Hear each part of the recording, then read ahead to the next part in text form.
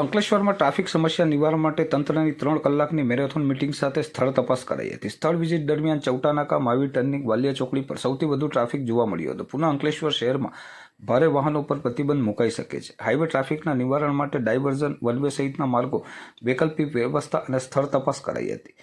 અંકલેશ્વરમાં વકરતી જતી ટ્રાફિક સમસ્યાને ધ્યાને લઈ આજરોજ અંકલેશ્વર એસડીએમ, અંકલેશ્વર ડીવાયએસપી, અંકલેશ્વર મામલતદાર, NHI, ARNB અને જિલ્લા ટ્રાફિક પોલીસ વિભાગ દ્વારા પ્રથમ તાલુકા સેવા સદન ખાતે મહત્વની બેઠક યોજાઈ હતી. જે બાદ તમામ અધિકારીઓ દ્વારા અંકલેશ્વર શહેરમાં ભારદારી વાહનો પર પ્રતિબંધ મૂકવા માટે જાહેરનામું પ્રસિદ્ધ કરવા માટે ચૌટાનાકા, પિરામણ નાકા, ONGC ઓવરબ્રિજ સહિત સ્થળ તપાસ કરવામાં આવી હતી. જ્યાં સૌથી વધુ ચૌટાનાકા પર ટ્રાફિક ભારણ જોવા મળ્યું હતું.